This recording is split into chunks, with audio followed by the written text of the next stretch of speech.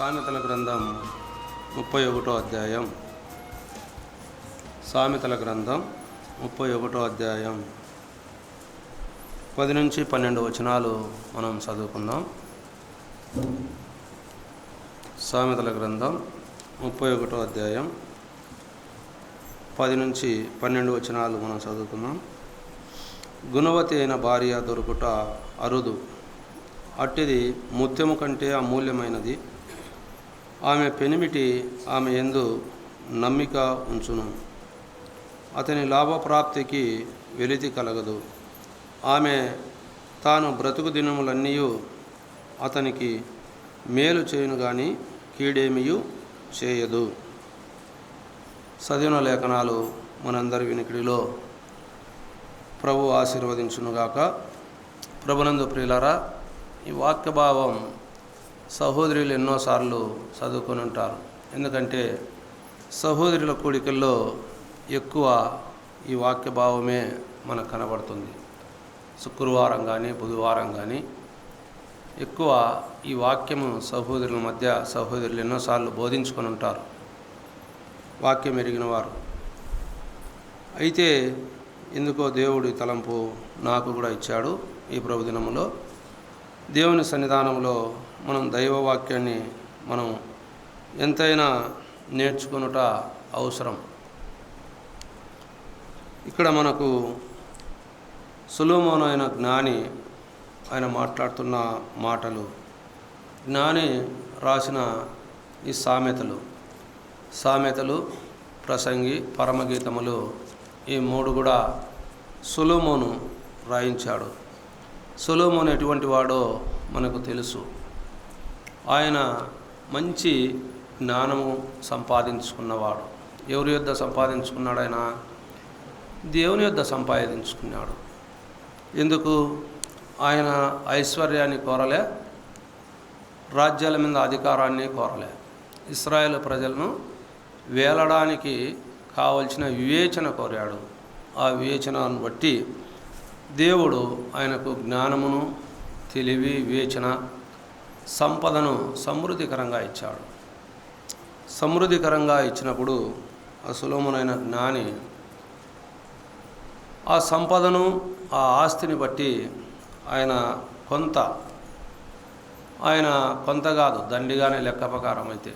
ఎందుకంటే ఆయన ఈ మాట రాసించాలంటే ఆయన దెబ్బతిన్నాడు కాబట్టి. ఆయనకు మొత్తము 700 మంది ఉపపత్నులు, భార్యలు కలిపి. ఆ మాట మనకు రాజుల గ్రంథంలో మనకు కనబడుతుంది. అంతమందిని ఆయన చూచాడు కాబట్టే, ఆయన దెబ్బతిన్నాడు కాబట్టే ఒక కుటుంబం గురించి, ఒక భార్య గురించి, మంచి భార్య కావాలి అని ఆయన ఇటువంటి భార్య దొరుకుట ఎంతైనా ఒక కుటుంబానికి మంచిది, ఒక భర్తకు మంచిది. అలాగే అటువంటి సహోదరులు ఉండడంలో సంఘానికి కూడా మంచిది. ఒక వీధిలో ఉండడం కూడా మంచిది అటువంటి వారు లెక్క వేసుకుంటే. ఎందుకంటే ఆ గుణవతి అయిన భార్య దొరుకుట అరుదు అన్నాడు. అది ముత్యము కంటే అమూల్యమైనది. కాబట్టి దేవుని సన్నిధానంలో మనం దైవవాక్యాన్ని వింటున్నాం. ఆ గుణవతి అయిన భార్య ఆమె పెనిమిటి ఆమె యందు నమ్మకం ఉంచుతాడు అనే మాట మనం చూస్తున్నాం. నమ్మకంగా జీవించే భార్యలు చాలా అరుదు కాబట్టే ఆయన ఆ మాట రాయించాడు. ఎందుకంటే భర్తలకు నమ్మకంగా జీవించేవారు చాలా తక్కువ ఉన్నారు. ఏదో ఒక విషయంలో భర్తకు మాత్రం నమ్మకంగా జీవించలేకపోతున్నారు. భర్తకు కూడా నమ్మకంగా జీవించాలని దేవుని ఆశ. భార్య అనేది కుటుంబంలో ఒక భర్తకు కూడా నమ్మకంగా జీవించలేని స్థితిలో ఉన్నారంటే దైవవాక్యము మనల్ని ఎలా హెచ్చరిస్తుందో మనం గమనించాలి. ఏదో ఒక విషయంలో భర్తను మోసపుచ్చగలిగే భార్యలు ఉన్నారని ఈ మాటకు మనకు అర్థమవుతుంది. అందుకే ఆమె ఏమన్నాడు? ఆమె పెనిమిటి ఆమె యందు నమ్మిక ఉంచును అంటే గుణవతి అయిన భార్య అయితే నమ్మకంగా ఉంచుతాడు, నమ్మకం పెట్టుకుంటాడు, నమ్మకంగా ఆమె యందు సమస్తాన్ని వదిలిపెడతాడు. అతని లాభప్రాప్తి కూడా ఆమె వెలితి కలగనేదని ఇక్కడ రాయబడి ఉంది. ఆమె తాను బ్రతుకు దినములన్నీ అతనికి మేలు చేయును కానీ కీడేమియు చేయదు. కీడేమియు చేయదు. మనం సామెతల గ్రంథములో 12వ అధ్యాయంలో ఒక మాట మనకు కనబడుతుంది. సామెతల గ్రంథంలో చాలా ఉన్నాయి మనకు వాక్యాలు. అయితే 12వ అధ్యాయంలో 4వ వచనంలో మొదటి భాగంలో ఏముంది? యోగ్యురాలు తన పెనిమిటికి కిరీటము. భర్త కిరీటానికి ఎవరు? యోగ్యురాలైతే తన పెనిమిటికి కిరీటము.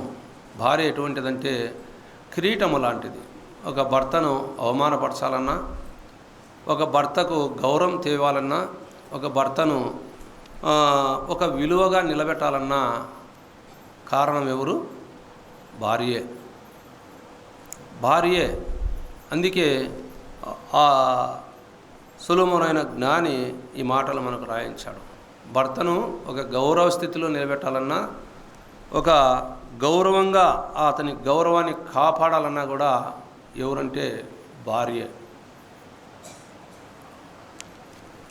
అందుకే ఆయన ఈ మాట రాయించాడు, గుణవతైన భార్య దొరుకుట అరుదు అని. ఇటువంటి భార్య మనకు బైబిల్ గ్రంథంలో ఒక ఆమె ఉంది.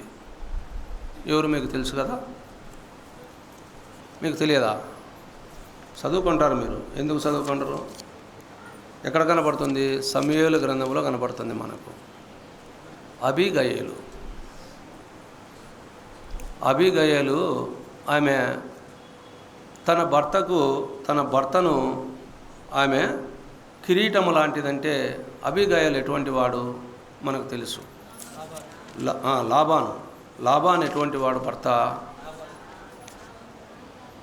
నాబాలు. చూడండి, 25వ అధ్యాయంలో మనకు కనబడతారు వాళ్ళు. 25వ అధ్యాయంలో మొదటి సమూయేలు గ్రంథంలో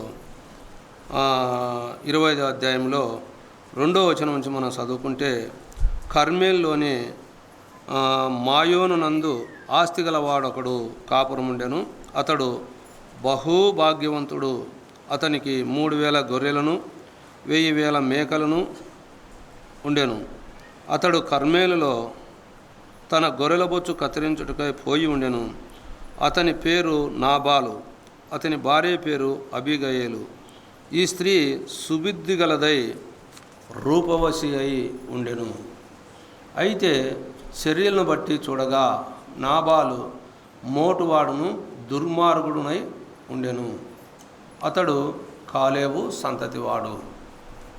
చూడండి, ఈ నాబాలు తన పేరును బట్టి అయితే మోటువాడు, దుర్మార్గుడు అని రాయబడింది.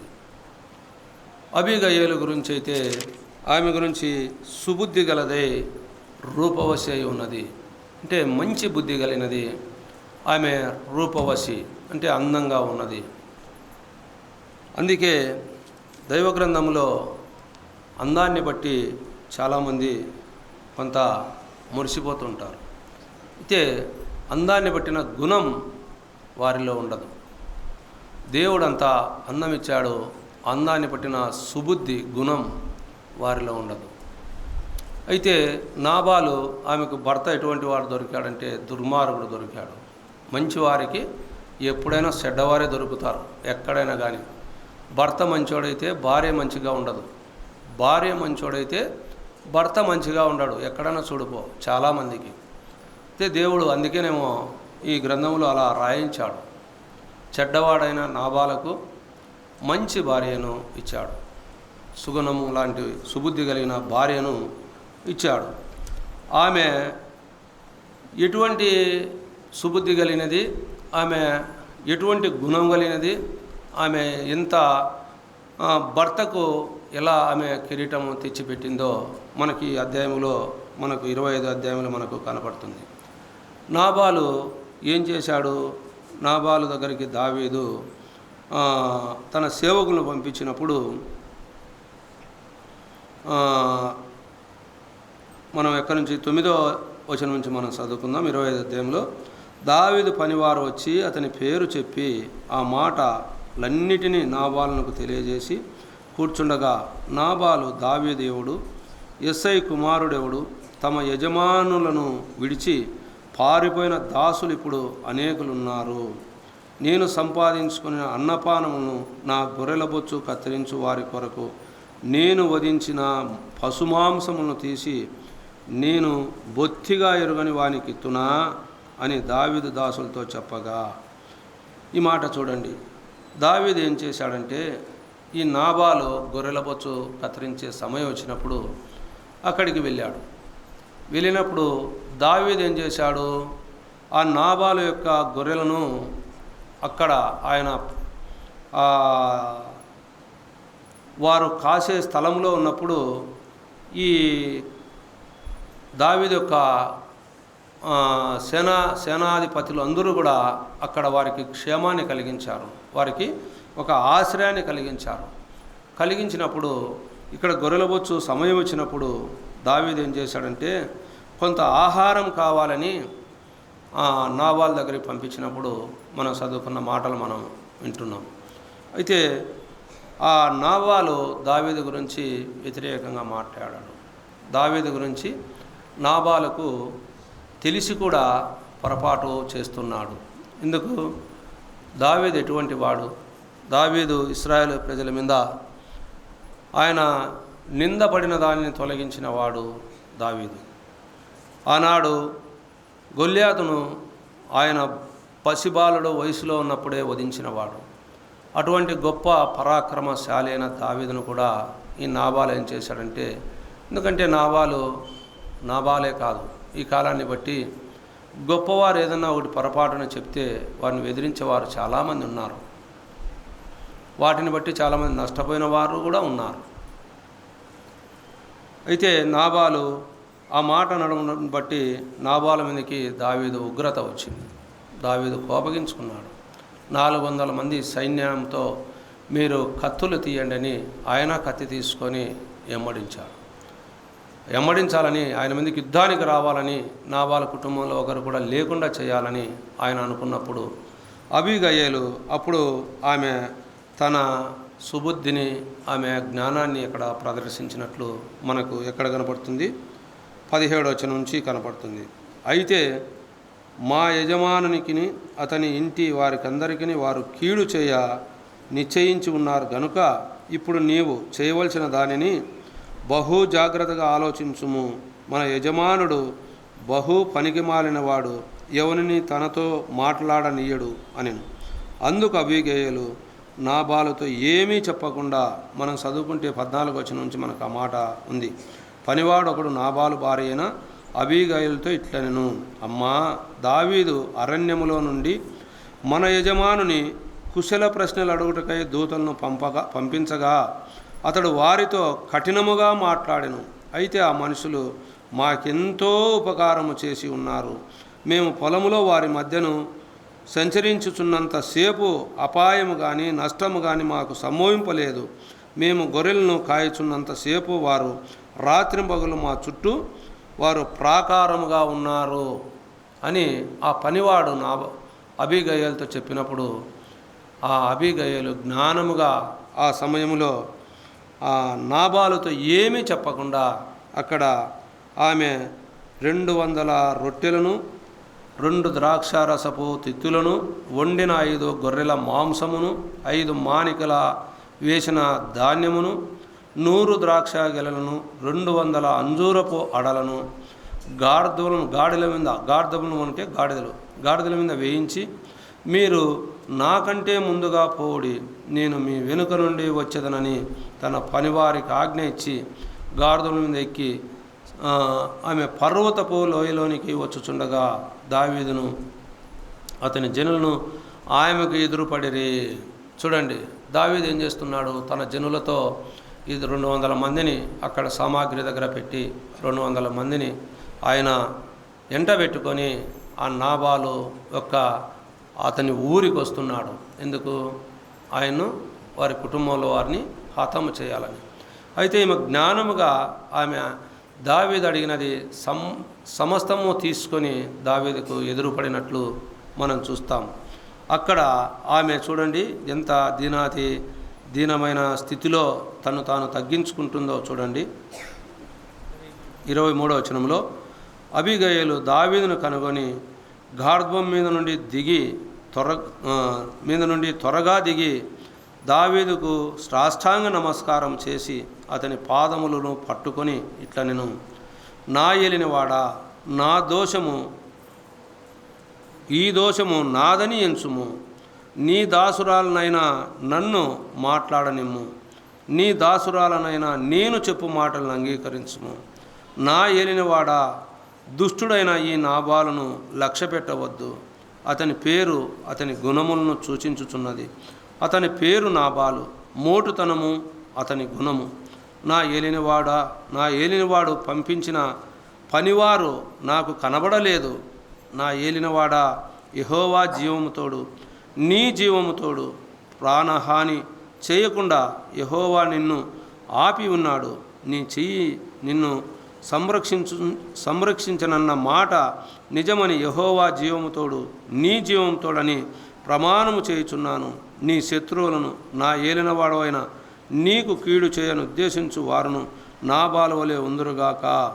అయితే నేను నా ఏలినవాడవగు నీ యొద్దకు తెచ్చిన ఈ కానుకను నా ఏలినవాడవగు నిన్ను ఎమ్మడించు పనివారికి పెంచి నీ దాసులైన నన్ను నా తప్పును క్షమించుము అని ఎంత దీనమైన స్థితిలో అబీగయలు దావీదు యొక్క పాదాల యొక్క సాష్టాంగపడి ఆమె తన సుబుద్ధిని, తన భర్తను, తన కుటుంబాన్ని, అక్కడ యుద్ధము జరిగింటే ఇంచుమించు ఆయన కుటుంబంలో ఆయన పనివారు ఎవ్వరు కూడా ఉండరు. అయితే సుబుద్ధి కలిగిన భార్య దొరకడము ఎంతైనా అది మేలు. అంటే అపాయము చుట్ట చూచి దానిని ఎదుర్కొని దాని సమర్థవంతంగా జ్ఞానంగా ఆమె తన బుద్ధిని, తన స్వబుద్ధిని ఆమె దాన్ని అక్కడ ప్రవర్తించి తన కుటుంబాన్ని కాపాడుకున్న అబీగయలు మనం చూస్తాం. అందుకే 32వ వచనంలో ఒక మాట దావీదు అంటాడు. అందుకు దావీదు, నాకు ఎదురుడు పట్టుకై నిన్ను పంపిన ఇశ్రాయేలు దేవుడైన యెహోవాకు స్తోత్రము కలుగునుగాక. నేను పగ తీర్చుకొనకుండాను ఈ దినమున ప్రాణహాని చేయకుండాను నన్ను ఆపినందుకై నీవు ఆశీర్వాదం నందుదుగాక. నీవు చూపిన బుద్ధి విషయమై నీకు ఆశీర్వాదము కలుగునుగాక. చూడండి, దావీదు కూడా ఆమె యొక్క బుద్ధి విషయమై ఆమెను ఆశీర్వదిస్తూ ఉన్నాడు. అంటే ఉగ్రుడైన దావీదు కోపముతో, ఆగ్రహముతో కత్తి తీసుకొని యెహోవా జీవముతోడు అక్కడ ఒకరు కూడా ఉండకూడదని ఆయన ఆ ప్రయాణము సిద్ధం చేసుకొని ఆయన ప్రయాణములో ఉండగా ఈ అబీగయలు తన కుటుంబాన్ని కాపాడుకున్నట్టుకు ఎంత ఆమె తెగించిందో చూడండి. భర్తను కాపాడుకోవడానికి, భర్తకు కుటుంబాన్ని అక్కడ ప్రాణ నష్టం కలగకుండా చేసుకోవడానికి ఆమె ప్రయత్నం చేసింది, పొందుకుంది, ఆశీర్వదింపబడింది. అందుకే గుణవతి అయిన భార్య మనకు దొరుకుట ఎంతైనా అది అరుదు. గుణవతి అయిన భార్య చాలామందికి చాలా అరుదు. ఎందుకంటే వాళ్ళకేమి ఇవ్వాలే, మనం వారికి ఇవ్వాలనా? ఏదైనా కానీ ఒకరికి ఇస్తూ ఉంటే భర్త ఇస్తున్నా కూడా భార్య ఇచ్చేదానికి ఇష్టపడదు. ఒకరికి ఏదన్నా ఒక సహాయం చేయాలన్నా, ఒకరికి ఏదన్నా ఒక ఇబ్బందుల్లో ఉన్న వారిని ఆదుకోవాలన్నా, ఒక అక్కా చెల్లెల్ని ఇప్పుడు ఆదుకోలేకున్నాం చాలామంది. తెలుసునా? అన్నదమ్ములైనా అక్కా చెల్లెళ్ళైనా వారికి ఇవ్వాలంటే ఎవరికి ముందు మనసు పుట్టదు? రక్త సంబంధికులు ఎవరికైతే మనసు పుట్టదంటే ఆడవారి తరపున ఇచ్చేవారికైతే ఆడవారికి మనసు పుడుతుంది, మగవారి తరపున ఇచ్చేవారికైతే ఆడవారికి మనసు పుట్టదు. ఇది తెలుసునా మీకు? అయితే ఈ అబీగయలు తన బుద్ధిని ప్రదర్శించి ఆమె భర్తను, ఆమె కుటుంబాన్ని ఆమె కాపాడుకుంది. అందుకే ఆమె బుద్ధి మంచిది అని దావీదు అన్నాడు. నీ బుద్ధి బట్టి నిన్ను ఆశీర్వదిస్తున్నాను. అందుకే అటువంటి భార్యలు దొరుకుట ఎంతైనా అరుదు అని దైవ సందేశం మనకు తెలియజేస్తుంది. 19వ అధ్యాయంలో మనం చూస్తే ఇక్కడే సామెతల గ్రంథంలో 19వ అధ్యాయంలో 14వ వచనంలో చూడండి. గృహమును ఇత్తనమును పితరులిచ్చు స్వాస్థ్యము, సుబుద్ధి గల భార్య యెహోవా యొక్క దానము. గృహమును ఇత్తనమును మన పితరులు ఏదైతే సంపాదించింటారో అది పితరులిచ్చు స్వాస్థ్యం. మన తల్లిదండ్రులు మనకు సంపాదించినది అది మనకు స్వాస్థ్యం. కానీ అయితే సుబుద్ధి గల భార్య యెహోవా యొక్క దానము. మంచి భార్య దొరుకుట యెహోవా యొక్క దానము. మంచి భార్య అంటే ఒక భర్తను ప్రోత్సహించేది కాకుండా భర్తను కాపాడగలిగే సామర్థ్యం కలిగిన అబీగయిల్లాగా ఉండాలని దేవుడు కోరుకుంటున్నాడు. దేవుడు కోరుకునేదే అది. ఎందుకంటే ఒకవేళ భర్త మోటువాడే కావచ్చు, ముక్కోపే కావచ్చు, చెడ్డవాడే కావచ్చు, అయితే అపాయం వచ్చేదాన్ని బట్టి ఆలోచన కలిగి తన కుటుంబాన్ని, తన భర్తను, సమస్తాన్ని, తన పనివారిని, తన ఆస్తిని కాపాడుకున్నది అబీగయిలు. అటువంటి వారు దొరకాలి, అటువంటి వారు కావాలని దేవుని వాక్యము మనకు బోధిస్తుంది ప్రియులారా. అందుకే 31వ అధ్యాయంలో ఇంకో మాట కూడా మనం చూస్తాం. 31వ అధ్యాయంలోనే సామెతల గ్రంథంలో 29వ వచనంలో చాలామంది కుమార్తెలు పతివ్రత ధర్మము అనుసరించి ఉన్నారు, కానీ వారందరినీ నీవు మించిన దానవని ఆమె పెనిమిటి ఆమెను పొగడును. ఆమె పెనిమిటి ఆమెను పొగడును. చూడండి, చాలామంది ఉన్నారు కానీ అయితే వారందరికన్నా మించిన దానవు అని అన్నాడు. చూడండి, మనకు ఈ మాటలు మనకు ఎక్కడ కనబడతాయి? రూతు గ్రంథములో మనకు కనబడతాయి. రూతు గ్రంథములో మనం చూస్తే అక్కడ కూడా మనకు రూతు గురించి కొన్ని మాటలు మనం చదువుకుందాం. రూతు గ్రంథములో రూతు ఏం చేసింది అక్కడ మనం చూడండి. 3వ అధ్యాయంలో మనకు ఆ మాట కనపడుతుంది. రూతు గ్రంథం 3వ అధ్యాయంలో 10-11 వచనాలు మనం చదువుకుంటే, అతడు నా కుమారి, యెహోవా చేత నీవు దీవెన నొందిన దానవు, కొద్దివారినే గాని గొప్పవారినే గాని యవనస్తులను నీవు ఎమ్మడింపక ఉండుట వలన నీ మునుపటి సత్ప్రవర్తన కంటే వెనుకటి సత్ప్రవర్తన మరీ ఎక్కువైనది. కాబట్టి నా కుమారి, భయపడకము, నీవు చెప్పినదంతయు నీకు చేసేదను, నీవు యోగ్యురాలవని నా జనులందరూ వెరుగుదురు అన్నాడు. ఆ మాట సంపాదించుకోవడానికి ఆమె ఎన్ని చోట్ల మనకు 2వ అధ్యాయం చదువుకోవచ్చు. 1వ అధ్యాయంలో కూడా ఆమె ఎక్కడి నుంచి నయోమి ఆ మోయాబు దేశం నుంచి ఆ నయోమి తిరిగి వస్తున్నప్పుడు, కుమారులను భర్తను పోగొట్టుకొని దుఃఖాక్రాంతురాలేమో తిరిగి వస్తున్నప్పుడు అక్కడ నయోమి వెనకమడి ఓర్పా ఈ రూతు ఇద్దరు ఎమ్మడించినప్పుడు ఆ నయోమి మీరు వెనక్కి వెళ్ళండి అని చెప్పినప్పుడు 1వ అధ్యాయంలో మనకు ఆ మాటలు కనబడతాయి. ఓర్ప అయితే ముద్దు పెట్టుకొని ఆమె వెళ్ళిపోయినట్లు మనం చూస్తాం. రూతు అయితే అతను హత్తుకున్న దానిగా మనం చూస్తాం.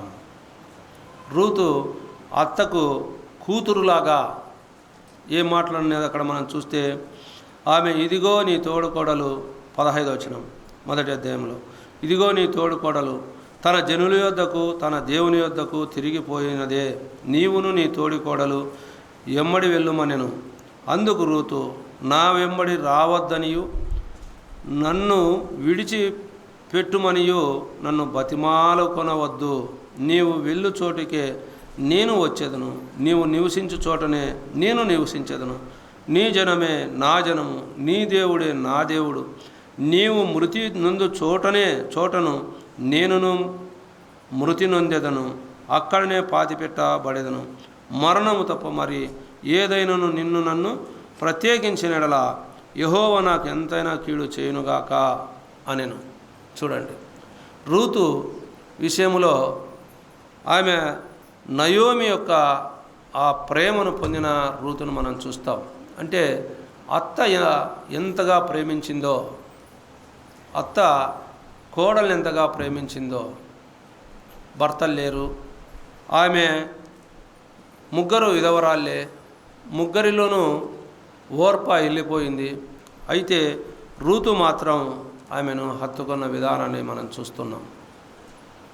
నయోమిని హత్తుకున్న విధానం, హత్తుకోవడమే కాకుండా రూతు వెళ్ళే పనుల్లో అన్ని చోట్ల కూడా ఒక మాట బోయాజు కూడా అంటాడు. ఏమంటాడు అక్కడ? నా కుమారి, నా మాట వినుము, వేరొక పొలంలోనికి వేరుకొనుటకు పోవద్దు, దీనిని విడిచిపోవద్దు, ఇచ్చటనే పనికత్తెల యొద్ద నిలకడగా ముందు అనే మాట మనకు 2వ అధ్యాయం 8వ వచనంలో మనకు కనపడుతుంది. ఆమె బోయాజు యొక్క పొలాల్లో, బోయాజు మన ప్రభువైన యేసుక్రీస్తు యొక్క సాదృశ్యంగా మనకున్నట్లు మనం చూస్తాం. అంటే దేవుని సన్నిధానంలోనే ఉండమని, ఆమె యొక్క గణాలు అక్కడ ప్రదర్శించినట్లు మనం చూస్తాము. ఆశీర్వదింపబడినదిగా ఉన్నట్లుగా కూడా మనం అక్కడే మనం చూడగలం. 12వ వచనంలో మనకు అక్కడ కనబడుతుంది. ఎందుకంటే రూతు యొక్క జీవితంలో ఆమె మొదట తల్లిదండ్రుల యొద్ద ఎలా ఉన్నదో ఎవరికి తెలియదు, భర్త ఉన్నప్పుడు ఎలా ఉన్నదో ఎవరికి తెలియదు. అయితే ఆమె అత్త వెంట తన దేశాన్ని వదిలిపెట్టి తన దేశం కాని దేశానికి వచ్చి మోయాబు దేశం నుంచి ఆమె బెత్లెహేముకు తిరిగి వచ్చి ఆమె అత్తయ్య కమ్ముడొచ్చి ఆమె ఆ బెత్లెహేములో తన సాక్ష్యాన్ని కాపాడుకున్న రూతును చూస్తాం మనం. ఎందుకంటే ఒక దేశం నుంచి ఒక దేశానికి వచ్చి అక్కడ తన సాక్ష్యాన్ని నిలబెట్టుకోవడములో రూతు యొక్క స్థానం మనం చూస్తున్నాం. ఆమె గుణము ఎటువంటిదంటే మునుపున్న ప్రవర్తన కన్నా ఇప్పుడు నీ సత్ప్రవర్తన చాలా గొప్పది, ఎక్కువైనది అని అక్కడ సత్ప్రవర్తన మరీ ఎక్కువైనది. అందుకే ఆమె గురించి యోగ్యురాలు అని ఒక పేరు తెచ్చుకుంది రూతు.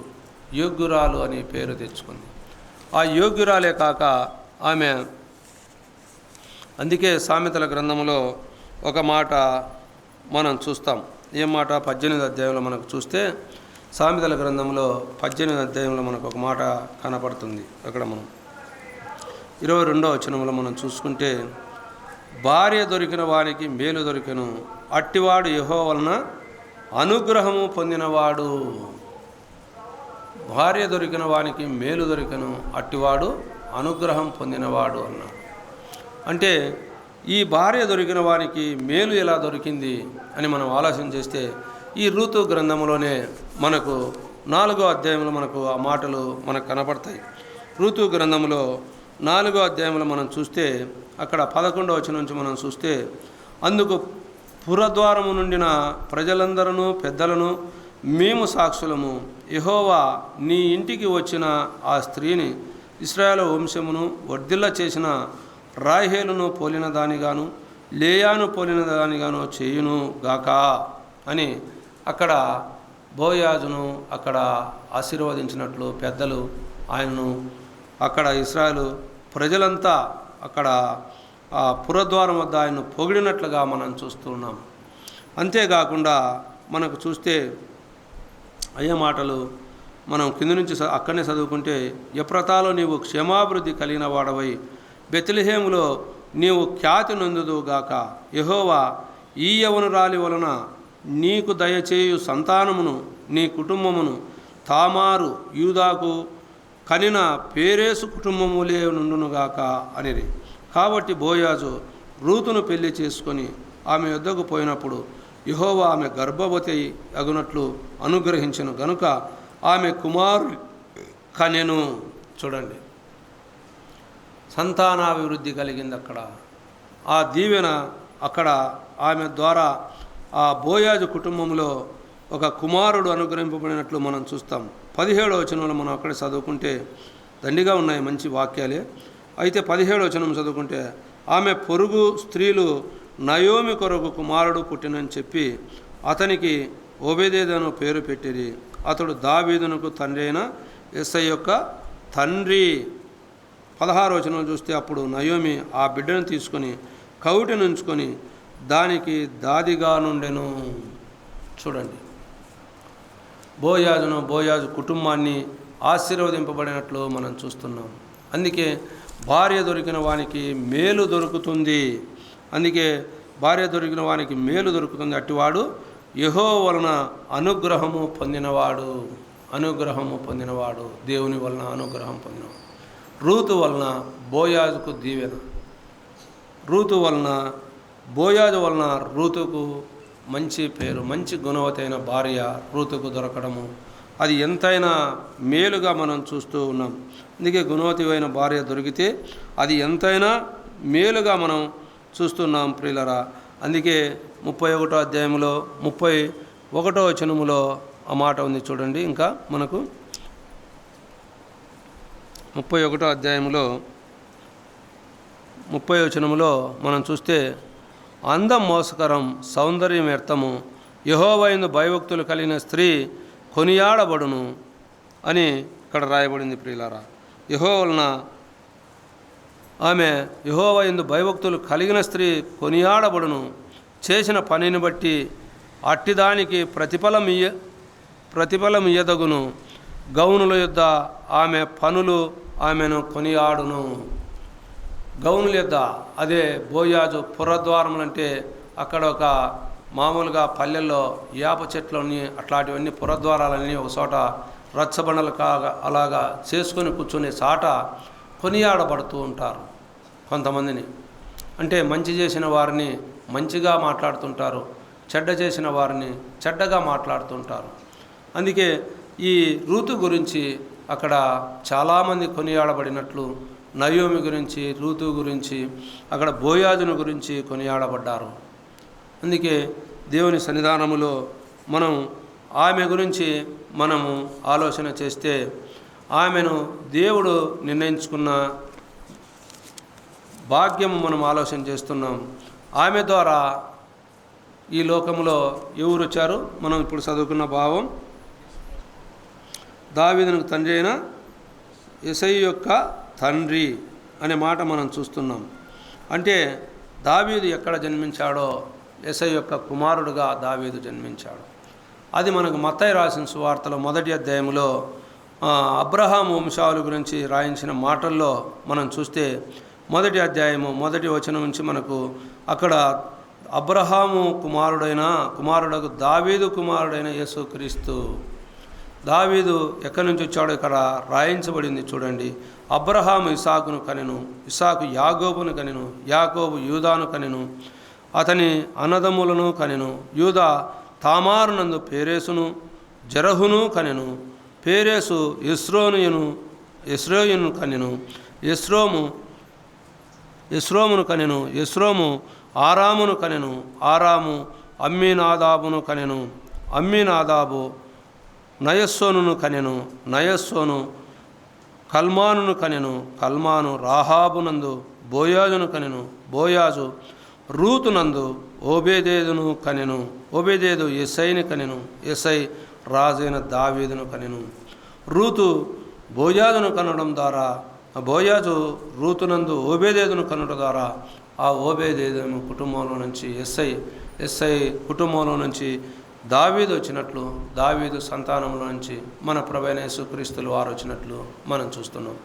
అంటే ఒక గుణవతి అయిన భార్య ఎంతైనా దొరుకుట అరుదుగా మనం చూస్తున్నాం. అందుకే సామెతల గ్రంథంలో ఆ సొలొమోనైన జ్ఞాని ఆ మాటలు మనకు రాయించాడు. మొట్టమొదటిగా మనం ఆదికాండంలో మనం చూస్తే, ఆదికాండంలో మనం 2వ అధ్యాయంలో మనం చూస్తే చూడండి, ఆదికాండంలో 2వ అధ్యాయంలో మనం గమనించినట్లయితే 18వ వచనంలో అక్కడ, మరియు దేవుడైన యెహోవా నరుడు ఒంటరిగా ఉండటం మంచిది కాదు, వానికి సాటైన సహాయమును వాని కొరకు చేయుదును అనుకొనెను.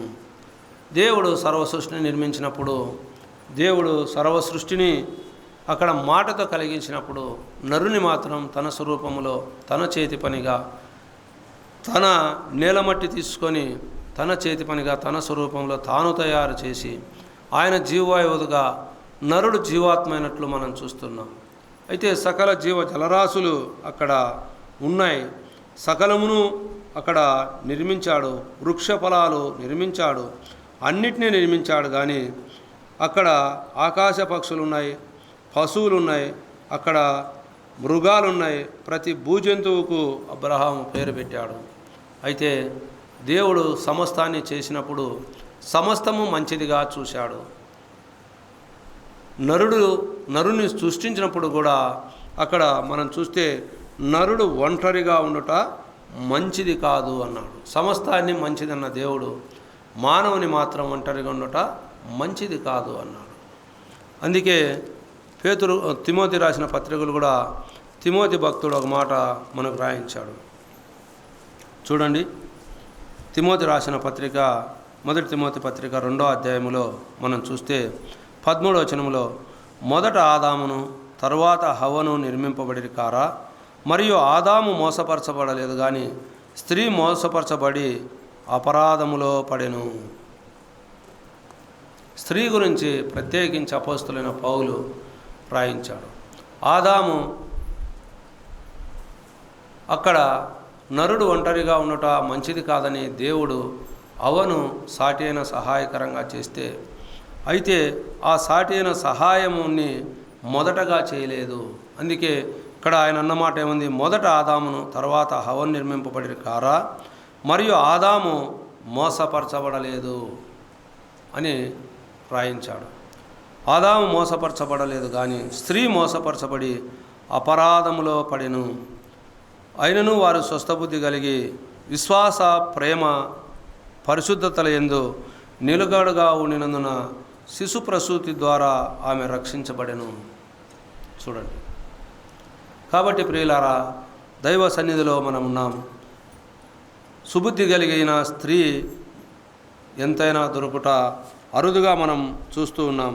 అందుకే మనం చూస్తే సామెతల గ్రంథంలోనే మనం ఇంకో మాట మనం చూస్తాం. సామెతల గ్రంథం 12వ అధ్యాయంలో మనం చూస్తే 4వ వచనంలో అక్కడ ఒక మాట మనకు కనబడుతుంది.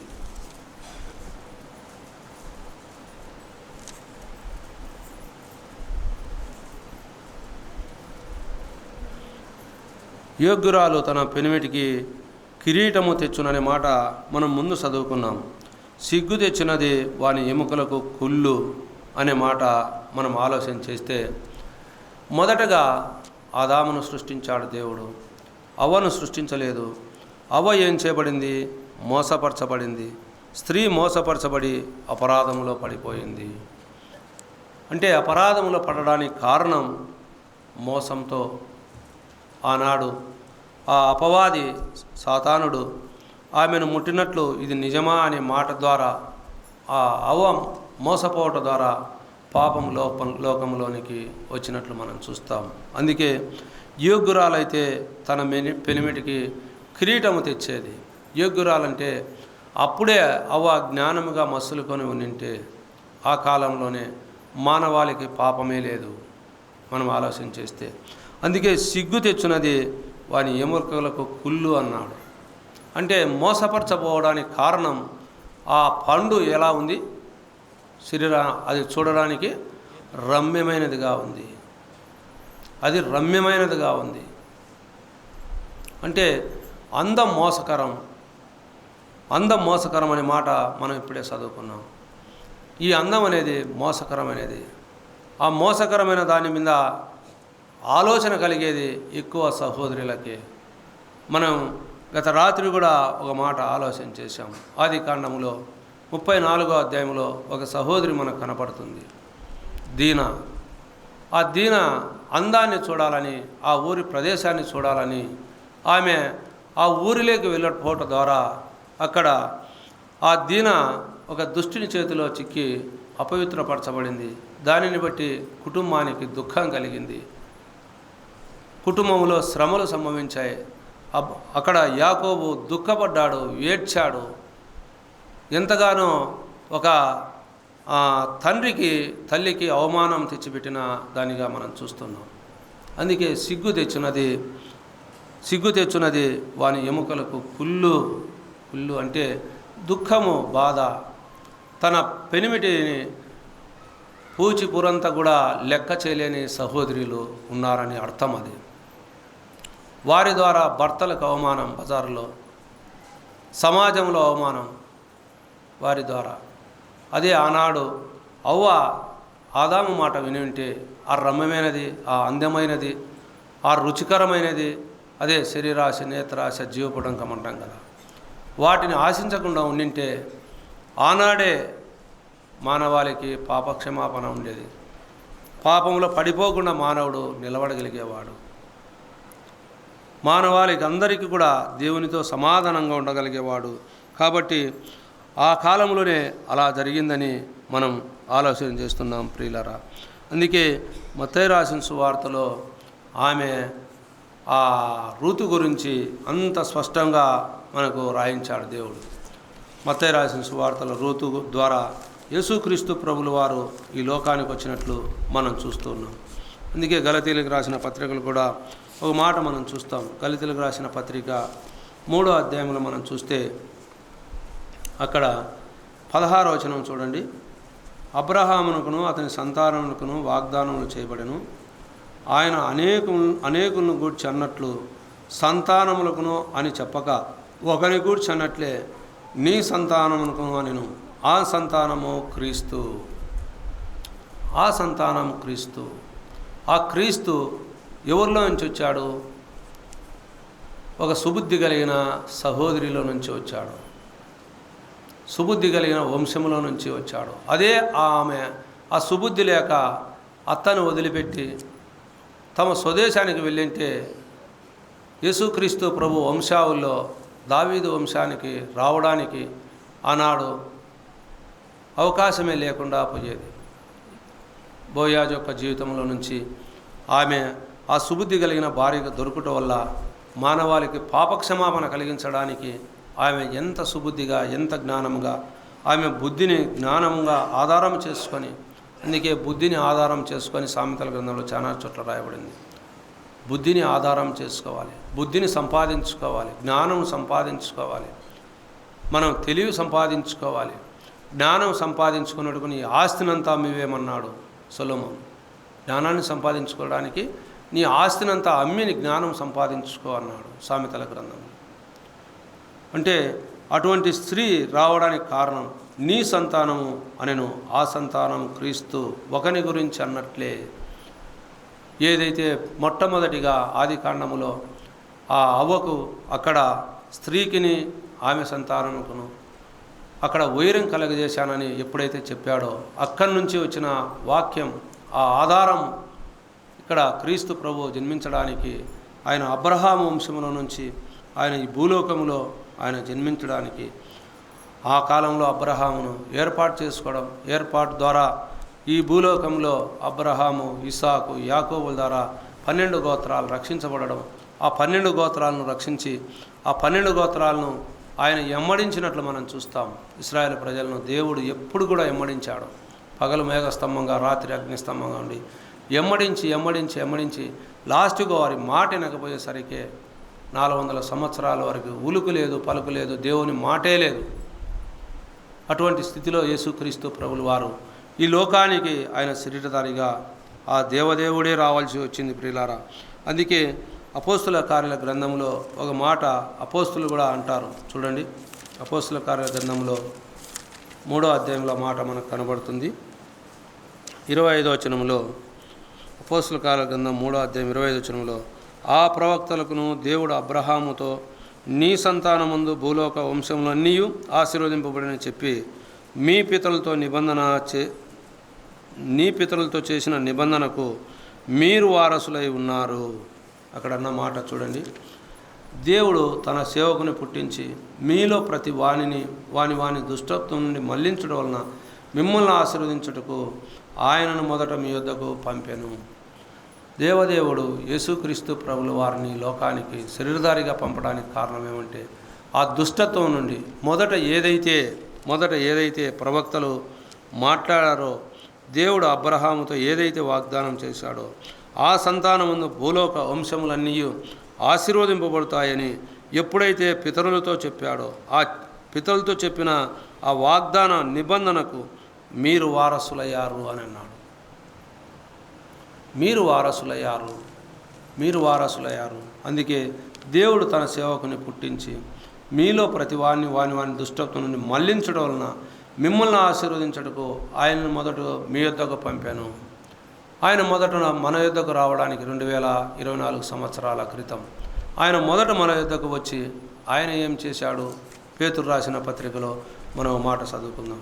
మొదటి పేతురు పత్రికలో 3వ అధ్యాయంలో 18వ వచనం మనం చదువుకుంటే అక్కడ మధ్యలో 18వ వచనంలో 3వ అధ్యాయం 18వ వచనంలో ఏలైనగా మనల్ని దేవుని యొద్దకు తెచ్చుటకు అనీతిమంతుల కొరకు నీతిమంతుడైన క్రీస్తు శరీర విషయంలో సంపబడి ఆత్మ విషయంలో బ్రతికింపబడి పాపం విషయంలో ఒక్కసారే శ్రమపడెను.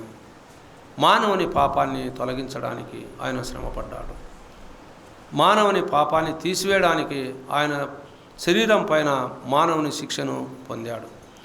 ఆయన మనల్ని దుష్టత్వం నుండి మళ్లించడానికి తను శ్రమపడ్డాడు. తన శ్రమల ద్వారా, తన దెబ్బల ద్వారా మనకు స్వస్థతని పేతురు పత్రిక 2వ అధ్యాయం 24వ వచనంలో మనం చూస్తాం. యెషయా గ్రంథంలో కూడా మన అతిక్రమలను బట్టి ఆయన గాయపరచబడ్డాడు, మన దోషాలను బట్టి ఆయన నలగొట్టబడ్డాడు, మన సమానార్థమైన శిక్ష ఆయన పైన వేయబడింది, ఆయన పొందిన దెబ్బల ద్వారా మీకు స్వస్థత. మన పాపం నిమిత్తమై ఆయన శ్రమ పొందాడు, ఆయన గాయపరచబడ్డాడు, ఆయన దెబ్బలు తిన్నాడు, ఆయన ఉమ్మివేతలు వేయించుకున్నాడు, ఆయన అవమానపడ్డాడు, ఎంట్రుకలు పీకించుకున్నాడు, పిడుగుద్దులు తిన్నాడు, ఆయనను కొట్టి ఎవరో కనుకో అని ఆయన్ను హేళన చేశారు, ఆయన్ను అవమానపరిచారు. ఆయన ఈపంతా కొరడాలతో చీల్చబడింది, రక్తమంతా తారలు తారలుగా కారింది, ఆయన మాంసపు ముక్కలు ఎగిరిగిరి పడ్డాయి ఆ కొరడాలతో కొట్టుతూ ఉంటే. ఆయన ఆ కలవరి శిలువలో ఆయన మనల్ని దేవుని వద్దకు తేవాలని ఆయన దేహం పైన మానవునికి రావాల్సిన శిక్ష యావత్తును పొందాడు. మానవునికి పాపక్షమాపణ కలిగించుటకై ఆయన ఈ లోకంలో రక్తమాంసంలో పాలివాడయ్యాడు. దేవదేవుడు, ఆ సర్వాధికారి ఈ భూలోకంలో మానవాళి నిమిత్తం ఆ కలవరి శిలువలో 3 మేకలకు బిగించబడ్డాడు. ఆ భూమికి ఆకాశానికి మధ్యన ఎత్తబడ్డాడు. అందుకే తిమోతి రాసిన పత్రికలో అపోస్తలుడైన పౌలు రాస్తాడు, దేవుడు ఒక్కడే, దేవునికి నరునికి మధ్యవర్తి ఒక్కడే, ఆయనే క్రీస్తు నరుడుగా మన పాపం నిమిత్తం ఆయన ఆ కలవరి శిలువలో మరణించాడు. మన పాపం నిమిత్తం. ఎందుకంటే ఆ దుష్టత్వం నుండి మనల్ని మళ్లించి దేవుని యొద్దకు తెచ్చేదానికి, దేవుని యొద్దకు మనల్ని చేర్చడానికి ఆయన అనీతిమంతులైన మన కొరకు నీతిమంతుడైన క్రీస్తు శరీర విషయములో చంపబడి ఆత్మ విషయములో ఆయన బ్రతికింపబడ్డాడు. ఆయన ఆ కలవరి శిలువలో మరణించాడు, సమాధి చేయబడ్డాడు, నేను తిరిగి లేస్తానన్నాడు. ఆయన తిరిగి లేచాడు 3వ నాడు. 40 దినాలు శిష్యుల మధ్య ఆగుపడ్డాడు, అనేక మందిని బలపరిచాడు. తన శిష్యులు అందరూ చూస్తుండగా పరలోకానికి ఆరోహణమయ్యాడు. అపోస్తలుల కార్యాల గ్రంథంలో 1వ అధ్యాయంలో మనకు ఆ వాక్యభావాలన్నీ మనకు రాయించాడు. అందరూ చూస్తుండగా ఎలాగో పరలోకానికి వెళ్ళాడో అలాగే ఆయన ఒలివ కొండ మీదకి దిగి వస్తాడు. ఆయన రాకడ వస్తూ ఉంది. ఆయన విశ్వాసం ఉంచిన వారు రక్షించబడతారు, పరలోకానికి చేర్చబడతారు. ఆయనతో పాటి మనము యుగాయుగాలు సదాకాలం ఆయనతో పాటు ఉండాలనే ఒక నిరీక్షణ ఆనాడు దేవునికి ఉంది. ఈ లోకంలో పుట్టించిన మానవునికి ఆ నిరీక్షణ కలిగించుటకే ఆయన మానవునిగా వచ్చాడు. ఆయన మరణించాడు, సమాధి చేయబడ్డాడు, తిరిగి లేచాడు. పరలోకానికి ఎలా వెళ్ళాడో అలాగే ఆయన తిరిగి వస్తాడు. ఈ నిరీక్షణ మనల్ని సిగ్గుపరచదు అన్నాడు అపోస్తలుడైన పౌలు. ఆ నిరీక్షణతో మనం జీవిస్తున్నాం, దేవుని కలిగి మనం ముందుకు కొనసాగుతూ ఉన్నాం. అందుకే దేవుని సన్నిధానంలో ఉన్న మనం సుబుద్ధి కలిగిన భార్య దొరకట అర్థం అంటే మంచి ప్రవర్తన కలిగిన భార్య దొరుకుట అరుదు. ఆ మంచి ప్రవర్తన కలిగిన భార్య ఎవరంటే మనమే ప్రభునందు విశ్వాసముంచిన మనమే ఆయన కన్యకగా సిద్ధపరచుకోవాలని, మనల్ని సుబుద్ధిగా జీవించాలని, మంచి ప్రవర్తన జీవితంతో జీవించాలని, ఆయనకు కన్యకగా మనం సమర్పించుకోవాలని, మన ప్రవర్తన జీవితాన్ని అంతా మార్చుకోవాలని, మన జీవితాల్లో ఉన్న అపవిత్రత అంతా తొలగించి ఆయన పవిత్రంగా మార్చుకుంటూ ఉన్నాడు. అందుకే మొదటి యోహాను రాసిన పత్రికలో 1వ అధ్యాయం 9వ వచనంలో ఏముంది? మనం మన పాపములు మనం ఒప్పుకున్న ఎడల ఆయన నమ్మదగిన దేవుడు, నీతిమంతుడు గనక మనల్ని సమస్త దుర్నీతి నుండి పవిత్రపరుస్తాడు.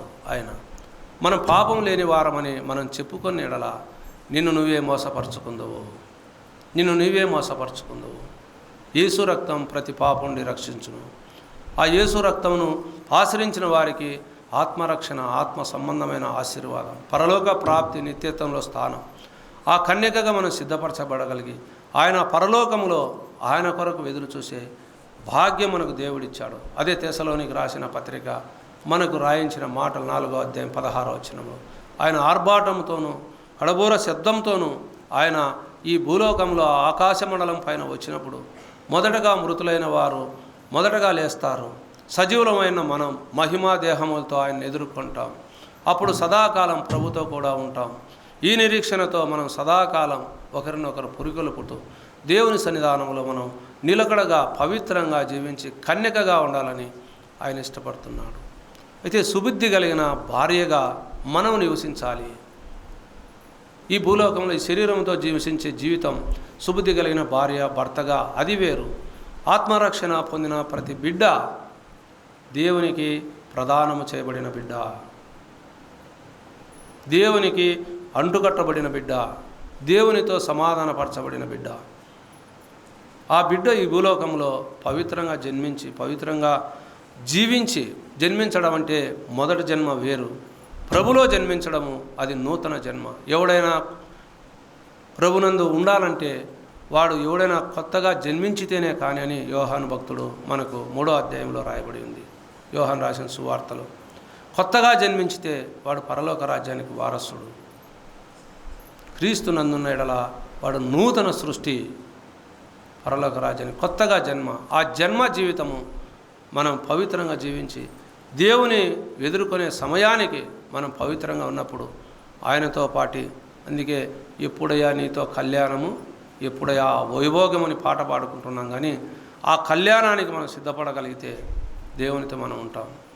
అందుకే యేసు రమ్ము అని ఎదురు చూస్తూ దేవుని కొరకు మనం ఆయన వైపు చూస్తూ ఆయనలో ఉంటే అది మనకు ధన్యత. ఆ పరలోకంలో ఆయనతో నిత్యత్వంలో ఉంటాం. అదే ఆయన మనల్ని దేవుని సన్నిధికి చేర్చాలని ఆయన ఇష్టపడాడు. ఆయన ఇష్టపడి తన ప్రాణాన్ని పెట్టాడు. నిన్ను ఆకర్షించుకున్నాడు, ప్రభు సన్నిధికి నడిపించుకున్నాడు, రక్షించుకున్నాడు. రక్షించబడిన మన జీవితాలు పాత జీవితంలో, రోత జీవితంలో జీవిస్తూ ఆ దుష్టత్వంలో ఇంకా మనం నివసిస్తూ పాప జీవితంలో మనం ఉంటే మన జీవితము ఇంతే. ఆ తీర్పులో మనం నిలబడక తప్పదు, ఆ శిక్ష అనుభవించక తప్పదు. కాబట్టి ఇకనైనా ఎవరైనా ప్రభుని అంగీకరించకపోతే ప్రభుని అంగీకరించి ఆత్మరక్షణ పొంది దేవుని కొరకు ఎదురు చూసేవారుగా ఆ దేవునితో ఉండాలని ఆశతో దేవుని సన్నిధానంలో మనం నివసించినప్పుడు ఆయన రాకడలో మనం ఆయనతో ఉంటాం, ఆయన సన్నిధానంలో ఉంటాం, నిత్యత్వంలో ఉంటాం. ఆ జీవంతో కూడిన నిరీక్షణతో మన జీవితాలు ముందుకు కొనసాగాలని దేవుడు ఇష్టపడుతున్నాడు. మనం ఆశతో ఎదురు చూస్తూ ముందుకు కొనసాగినప్పుడు మనం కూడా ఆశ కలిగిన ప్రాణాన్ని దేవుడు తృప్తిపరుస్తాడు. మనం దేవునితో సదాకాలము ఉంటాం. దేవుడి మాటలు దీవించునుగాక.